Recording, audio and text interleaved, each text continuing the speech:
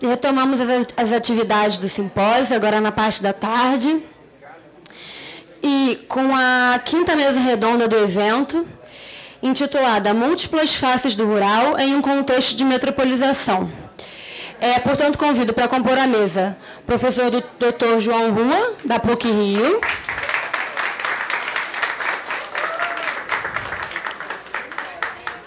A professora doutora Maria José Prados Velasco, da Universidade de Sevilha. E a professora doutora Doralice Satiro Maia, da Universidade Federal da Paraíba. Perdão, Sátiro.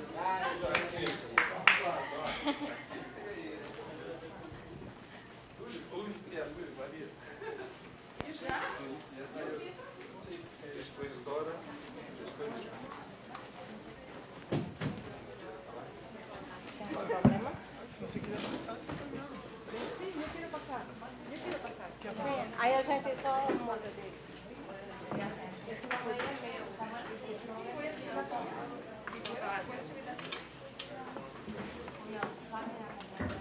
¿Tú crees que sí o estará...?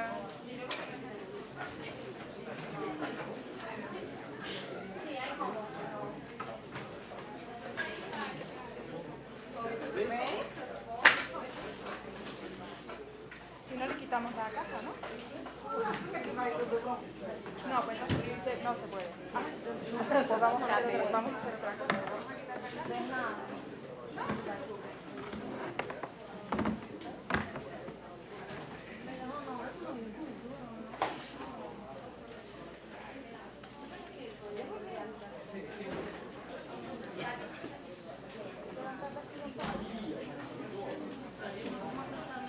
Álvaro. No puede subir, ¿verdad? Sí, pero... Yo no sé cómo, suele ser fácil, pero... Aquí es más grande.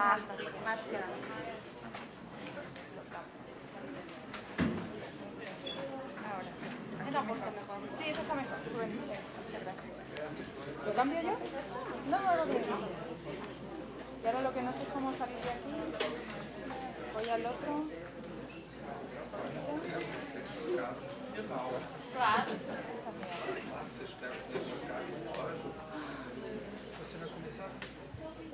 Sí, el profesor Joao.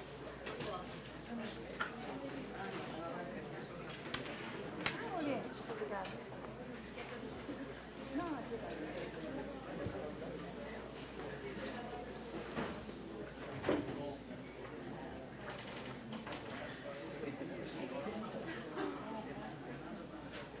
bueno, boa tarde.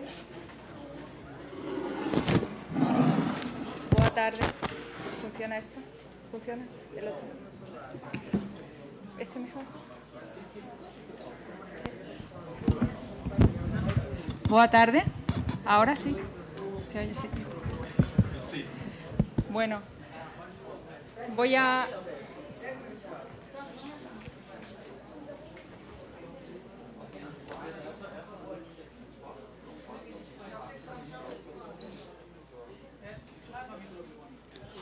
Va bien, ¿no? ¿Va bien? ¿Se oye? ¿Sí? Esse é o melhor. Esse é o melhor? Qual? Alô? Não, isso.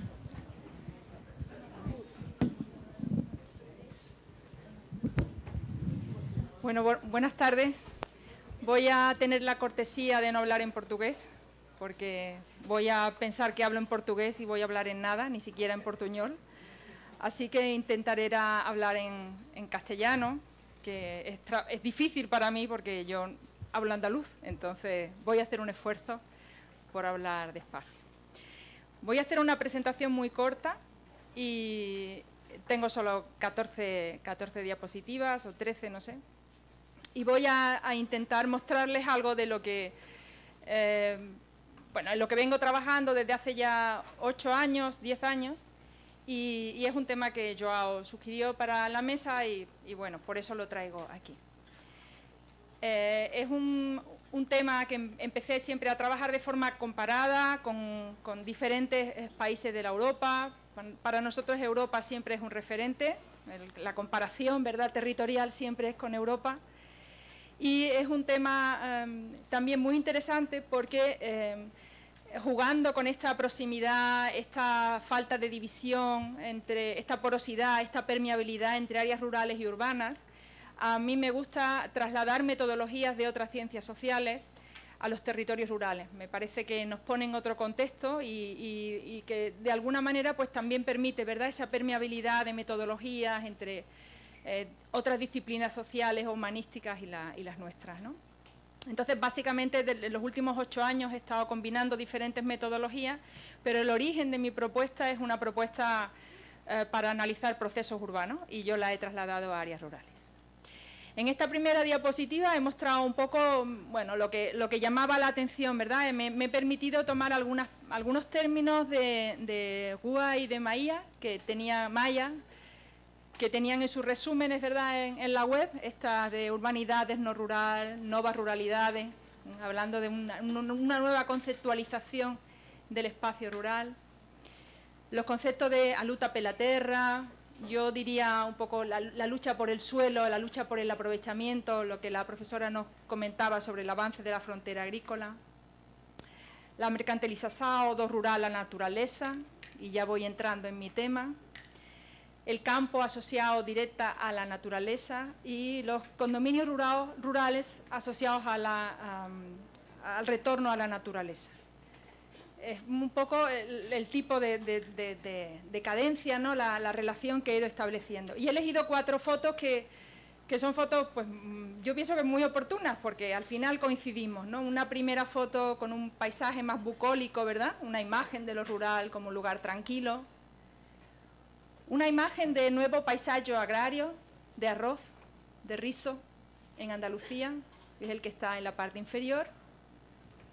Una imagen de un nuevo paisaje rural, el paisaje de la energía, en esta torre enorme de energía solar. Y luego también el uso o digamos el fenómeno que simboliza lo que estoy analizando, y son estos nuevos desarrollos urbanos en áreas rurales. Es un fenómeno muy pequeño, no tiene mucha incidencia espacial, pero puede hacer mucho daño. Entonces me interesaba estudiarle. Y me gusta la relación entre sus conceptos y mis planteamientos, aunque previamente no habíamos hablado sobre esta coincidencia. Todos esos conceptos que Maya y Gua presentan en sus resúmenes tienen una lectura a nivel europeo. Siempre ese es nuestro contexto de financiamiento de la investigación, de comparación territorial. Ya Ruiz, el profesor Jacinto lo hacía ayer, Oriol también ha insistido esta mañana, Joao también lo hará mañana. Y son, bueno, pues lo que Joao llama también en su resumen, ¿no?, los nuevos términos, las palabras mágicas. Esas palabras que hablan de reestructuración rural, ¿no? Vamos a cambiar las estructuras, vamos a remover un terremoto en el mundo rural y vamos a hacer un mundo rural nuevo, diferente. Ese mundo rural nuevo tiene que basarse en el desarrollo rural, que es una política, pero ese desarrollo rural tiene que ser sostenible, otra palabra mágica, ya sostenible, ya, fantástico, ¿no? Tiene también que hacerse mediante el conocimiento compartido y la red, lo que el profesor Jacinto presentaba ayer, un poco con las NUTS y todo ese planteamiento, esa lectura territorial de Portugal en relación a criterios y dimensionamientos territoriales europeos. El concepto de la cohesión territorial, nuestro equilibrio, todos tenemos que estar iguales y tenemos que estar cohesionados para que no haya desigualdad y diferencia. El concepto de capital territorial, el concepto de innovación social, que el profesor Nelo ha explicado en la primera sesión la sesión que me ha precedido esta mañana. El concepto de resiliencia, de aguantar, que tienen los territorios para poder aportarnos algo, cómo aguantan, cómo soportan, cómo crecen desde abajo, desde la fosa, ¿no?, cómo suben otra vez al desarrollo. O el concepto de gobernanza territorial, que el profesor Ferrao explicará mañana. Todos estos planteamientos se hacen siempre en un contexto muy diferente al contexto en el que nos encontramos ahora. Los hacemos desde un continente cuya historia es la historia de la urbanización. La historia europea es la historia de los desarrollos urbanos. La agricultura, la industria, todo ha tenido su desarrollo en función de las ciudades. Las ciudades crecen, crece la población, nos hacemos más fuertes y necesitamos ir ocupando el territorio. Con lo cual siempre nuestros planteamientos son de un territorio que tiene una presión urbana muy fuerte, con diferentes densidades, con diferentes características relacionadas o no con paisaje natural o con paisaje rural, pero es un continente muy urbanizado. Es un territorio que puede tener una lectura continua, aunque hay diferencias y hay desigualdades, pero podemos hacer, no hay grandes rupturas territoriales, lo comentaba la profesora Maya cuando hablaba del paisaje, ¿no? En Italia, ¿no? Nosotros tenemos esa continuidad, ¿no? Digamos que todo el territorio puede ser abarcado, ¿no? Podemos verlo, podemos disfrutarlo, ¿no? Y con esa noción de equilibrio, ¿no? Y todo esto a mí siempre cuando lo reflexionaba, ¿no? Y aprovechando que iba a estar ante un auditorio que falaba portugués o brasileiro, ¿no? Me gustaba siempre con la novela de Queiroz, ¿no? De la ciudad y la sierra. Vamos a llevar el desarrollo a las zonas rurales y vamos a hacer que sean tan desarrollados, que ya no sean malletos, que ya no sean payeses, que no sean camponosos, que no sean catetos, no son rurales nunca más. Todos somos iguales, ¿no? En este contexto yo hago una propuesta científica, una hipótesis que está basada en una palabra, naturbanización, y que está tomada del concepto controurbanization de Berry y de Champion. Esta naturbanización la planteo como una hipótesis de trabajo, que puede ser cierta o puede no ser cierta, o puede comprobarse, digamos, en continuo, lo podemos comprobar ahora. Esta hipótesis de naturbanización habla de que hay una nueva realidad rural basada en el valor que la población concede a la naturaleza y al paisaje. La población desea vivir en unos entornos que no estén saturados y reconoce que los recursos naturales que tienen las áreas rurales, los recursos también ambientales, el valor del paisaje, pueden de alguna forma tener algún efecto positivo. No solamente porque haya un entorno agradable donde vivir, sino porque hay recursos que todavía no han sido explotados. Bien para desarrollar otras actividades productivas extensivas, para desarrollar nuevas formas de agricultura, nuevas formas de ganadería, o también a lo mejor para desarrollar turismo, o incluso para desarrollar una actividad que puede estar deslocalizada. Yo puedo vivir donde quiera porque puedo desarrollar actividades económicas que están deslocalizadas, con lo cual me planteo eso, y yo me planteo esa hipótesis centrándome en, por una parte, esos conceptos de controurbanización. La población tiende a expandirse, ¿verdad? La mancha urbana se expande, ya no vivimos concentrados en ciudades, ya nos hacemos metropolitanos, nos hacemos contraurbanos, nos hacemos rururbanos, nos hacemos neorurales, ¿no? Y yo extiendo ese concepto hacia las áreas de influencia socioeconómica de los parques nacionales. Los parques nacionales son una figura de protección identificada a nivel internacional. A mí me interesa la comparación internacional. Entonces, a mí me interesa conocer si hay comportamientos comunes en las áreas de influencia de los parques nacionales en el mundo desarrollado, en el mundo. Allí donde pueda, me gustará ir averiguando. Y quiero saber si esos comportamientos son comportamientos que son diferentes, que son singulares, que no repiten los comportamientos de los procesos de controurbanización, por ejemplo. Cuando Champion o Berry hablan de controurbanización, hablan lógicamente de un proceso que parte de una estructura urbana muy densa, con grandes movimientos de población, que tienen una significación espacial también muy importante. Nuestros movimientos siempre van a ser más pequeños, son movimientos en áreas rurales con una escasa densidad productiva, una escasa densidad de población, pero utilizo, ¿verdad?, ese término y lo aplico a estos lugares. Y lo aplico buscando, en primer lugar, indicadores de revitalización demográfica. Ayer Ruiz lo mostraba, él mostraba el mapa de Guarda y mostraba cómo la evolución también del municipio de Guarda, hablaba de cómo Guarda había, yo creo que mantenido su población y cómo se había producido una relocalización de la población de la freguesía de Guarda dentro de esa freguesía. Y a mí eso me interesa saberlo, o sea, que estamos hablando de cohesión, de equilibrio, ¿a qué escala? ¿Qué están haciendo esas políticas? ¿Están llevando a que la población se mantenga en las zonas rurales? ¿Pero en qué lugar en las zonas rurales?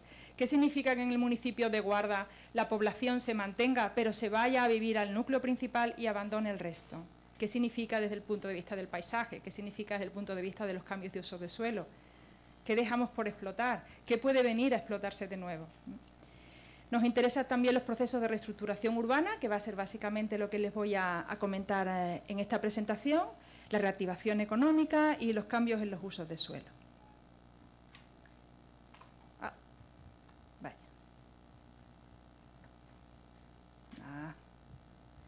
No sé si alguien puede. Aquí.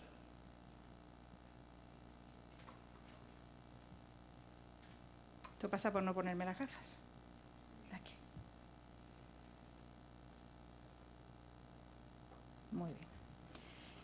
Como le digo, esta hipótesis de naturbanización parte de una combinación de planteamientos teóricos y metodológicos. Para nosotros los fundamentos teóricos son importantes, pero tienden a ser cada vez menos descriptivos o menos basados en la literatura científica como un feedback que te alimenta, y intentamos hacer aplicaciones metodológicas, ¿no?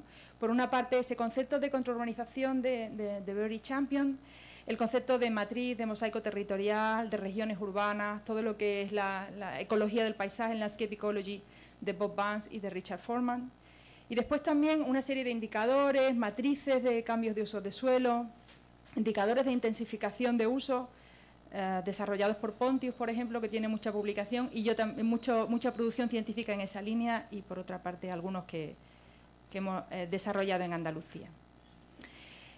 Esos planteamientos teóricos y metodológicos nos sirven a nosotros para hacer un análisis del territorio y también una comprobación de nuestra hipótesis. En primer lugar, a nosotros nos interesa mucho dimensionar la inmigración. Nosotros no entendemos que las áreas rurales pierden población. Nosotros entendemos que eso hay que verlo con mayor profundidad. Desgraciadamente, probablemente ya no podamos verlo por la caída del censo, con una información global, pero nos interesa analizar el crecimiento demográfico y nos interesa analizar la migración, y no pensamos que las migraciones sean comportamientos estáticos, son por su propia característica dinámicos. Es verdad que ya no se puede hablar de éxodo rural, pero cualquier indicador de cambio demográfico en las zonas rurales va a ser muy pequeño, va a ser muy liviano, con lo cual hay que ir a ver. Y hay que pensar además que puede cambiar. Entonces, por eso nos interesa la comparación. Queremos saber cuántos son, quiénes son. Queremos saber también por qué. Hacemos entrevistas también para saber por qué la gente se muda a vivir a una zona de influencia de un parque nacional, qué es lo que espera, qué le gusta de allí. Y a mí particularmente también me gusta mucho ver cómo eso repercute en los cambios en los usos de suelo. Es muy importante saber dónde viven esos nuevos habitantes. Van a los núcleos urbanos, recuperan caserío tradicional, hacen nuevas casas, están en el núcleo, están fuera. Si están fuera, ¿dónde? Me gusta mucho analizar esa relación. ¿A qué se dedican? ¿Cuál es su trabajo? Y también qué relación tiene con el espacio rural. Como les decía, estos fenómenos son fenómenos muy pequeños, son muy puntuales, tienen muy poca significación espacial, pero pueden ser muy dramáticos si no se conoce que existen y sobre todo si no se intenta corregir alguno de sus efectos perversos que los tienen. Y en tercer lugar, nos interesa mucho todo lo que tiene que ver con la valoración de resultados, con la discusión de la aplicación metodológica y con las propuestas. Nosotros vemos, lógicamente, que hay unas dinámicas contrapuestas. No podemos decir que todo el territorio rural camine en una misma dirección porque se encuentra en un área de influencia de un espacio protegido. Tiene dinámicas contrapuestas, pero estas dinámicas contrapuestas es muy interesante que se conozcan porque realizan o desarrollan unas tensiones en el territorio, polarizándolo y haciendo nuevas divisiones dentro de áreas muy pequeñas que son las que a mí me interesa analizar, ¿no? Y me interesa también porque hay una reactivación de áreas rurales. Durante un tiempo en Europa a una gran parte del territorio rural se le calificaba como marginal. Ahora eso ya no, esa palabra está proscrita, no se puede utilizar lo de marginal porque es negativo, ¿no? Es una mala palabra. Pero están revivificando esas áreas rurales, sobre todo las zonas del interior, las zonas de montaña, las zonas con mayor aislamiento, con menor riqueza desde el punto de vista de los recursos que se han puesto en explotación. Y me interesa comprobar que esos resultados están ahí. Me interesa también ver que la hipótesis es una hipótesis que se comprueba ahora, está pasando ahora. Y no sabemos si va a continuar en el futuro, pero ahora está pasando. Y está pasando en algunos territorios, ¿no? Con lo cual me interesa ver que es un proceso actual, contemporáneo, coetáneo. Y me interesa también porque en este contexto que todavía tenemos de reclamar a la administración pública determinadas infraestructuras, equipamientos y servicios, esto tiene después una lectura desde el punto de vista de la demanda que hacemos a los poderes públicos. Yo recuerdo a un compañero holandés que me decía, ¿para qué invertís en el territorio rural? Sale más barato cambiar a esa gente de sitio, ¿no? Y no invertáis más allí, todo es área protegida, ¿no? Y yo le decía, es mi identidad, ¿no? Es la identidad de las personas que viven allí, eso no puede hacerse, ¿no? Y esas personas van a reclamar algo a los poderes públicos. Entonces eso también es interesante que se conozca. Me interesa también porque pone de manifiesto la importancia de la coordinación de políticas, de las políticas vinculadas a la planificación territorial, el desarrollo de infraestructuras y las políticas de protección de la naturaleza. Porque muchas veces esos instrumentos de planificación territorial solamente tienen una lectura conjunta en estos territorios a nivel subregional, no se llega a mayor escala, subregional es lo que hay, y en mi región es muy grande, tiene el tamaño de Portugal, con lo cual algunas veces es insuficiente. Y en último lugar también me interesa porque, como comentaba en la intervención que hice esta mañana, tiene que ver mucho con la necesidad de establecer como una imagen buena de lo que son las actividades económicas extensivas en las áreas rurales y lo que no es una imagen tan buena, ¿no? En la defensa de la agricultura tradicional, no entendiendo que la agricultura tradicional hay que pagarla, pero hay que apoyarla porque mantiene paisaje, mantiene patrimonio, mantiene un aprovechamiento racional de los recursos naturales, y estamos hablando de áreas protegidas, ¿no? Y también porque esos aprovechamientos agrícolas tradicionales pueden ayudarnos al abastecimiento o a la seguridad alimentaria y al mantenimiento de los paisajes. Esta imagen muestra el proyecto en el que venimos trabajando en los últimos 3 años, terminamos en junio de 2015 y muestra tres entornos, son 3 parques nacionales en España. También hemos trabajado con otros parques en Europa, en Polonia, también tenemos algunos ejemplos en Sudamérica. Pero les he traído este ejemplo porque muestra 2 áreas, digamos, marginales, áreas de montaña, áreas de interior. Una es la de Peneda Gerês, está en el noreste de Portugal, es una zona de frontera, el rincón de Portugal, arriba muy aislada, un poco el territorio, ¿no?, que Rui nos comentaba ayer, y también el Parque Nacional de Sierra Nevada, una zona de montaña tremendamente transformada, hecha por el ser humano, por el hombre, durante toda nuestra historia, y me interesa compararlo. Y simplemente para que vean alguna muestra, ¿no?, pues los cambios, lo que hacemos en relación a cambios de usos de suelo. Estos cambios de usos de suelo nos interesa ver, lógicamente, si se realizan en el interior del parque o si se realizan en el área de influencia, donde nosotros realmente entendemos que los procesos de naturbanización tienen lugar. Y aunque tengan una relevancia importante, hay que ser honestos y hay que decir que esto ocupa una parte muy pequeña del territorio. En Peneda Gerês estamos hablando de un 10% de superficie y en el caso de Sierra Nevada estamos hablando entre un 2 y un 4%. Es muy pequeño.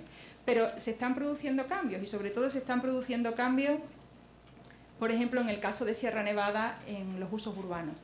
Unos usos urbanos que, además por esta metodología, están probablemente insuficientemente registrados porque, bueno, la captura de información tiene una escala que no se adecua a estos usos urbanos, ¿no? Pero bueno, existen estos cambios y existen en el interior del parque, en Portugal, probablemente por cuestiones de gestión de las áreas protegidas, y existen en el exterior también.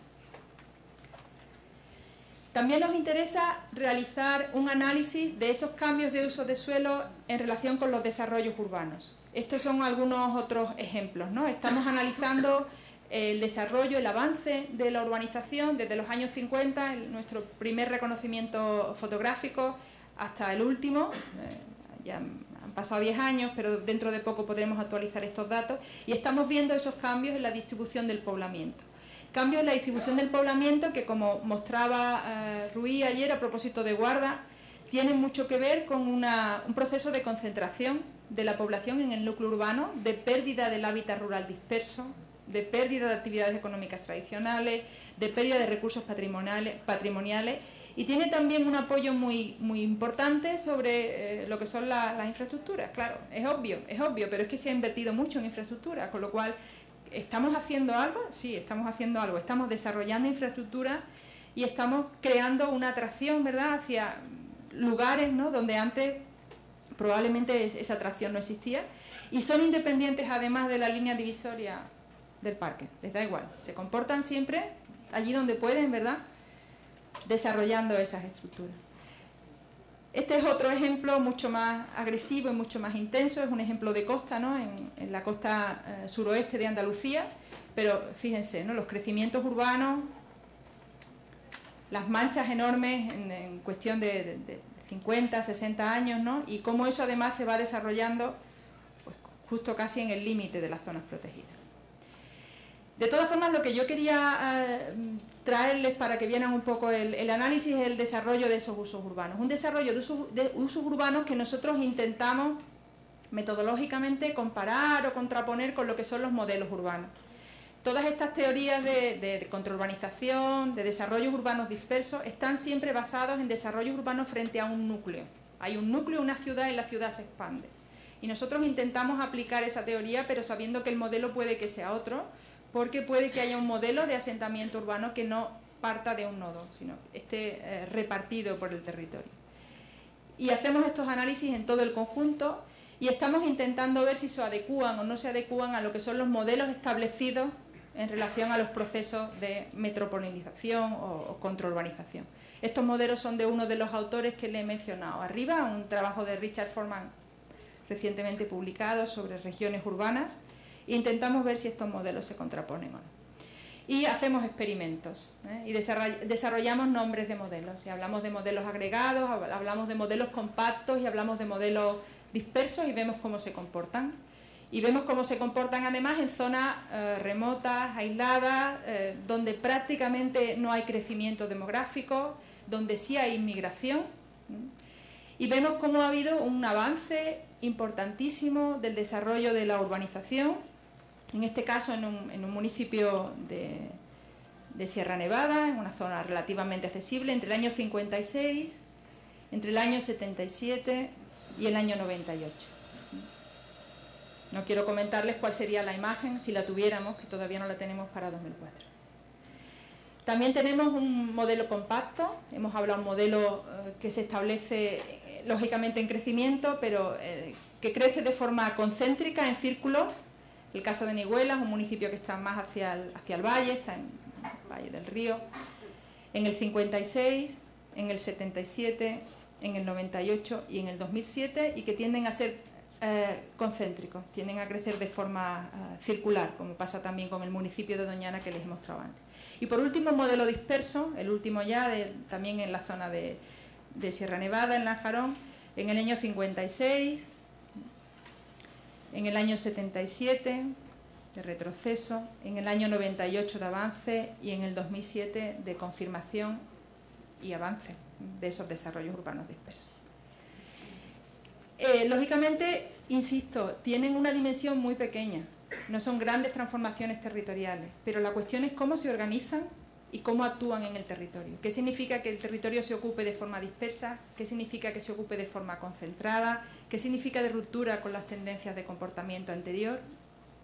Y esto nos interesa porque si nosotros planteamos modelos propios de desarrollo urbano en áreas rurales, podemos intentar abstraer estos modelos y ver si se cumplen o no se cumplen, si se siguen o no se siguen en otros lugares, o incluso diseñar nuevos modelos en relación a estos desarrollos urbanos en áreas naturbanizadas.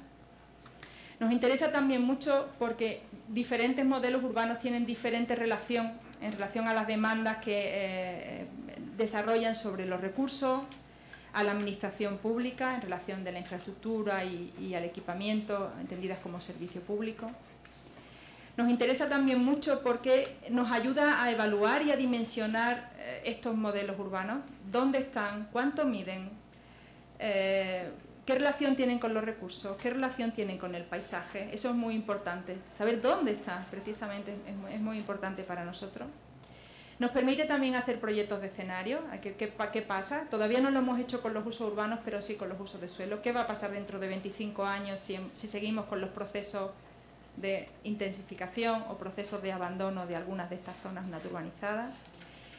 Y nos lleva también a plantear nuevos análisis. Ese es un poco el planteamiento que tenemos ahora, una parte, ¿no?, de la comunidad científica en geografía en Europa, ¿no? Yo utilizo metodologías comunes, las aplico a mis problemas territoriales y hago nuevas formulaciones y, bueno, de alguna forma hago análisis que son un poco originales, atrevidos, exploratorios, ¿no?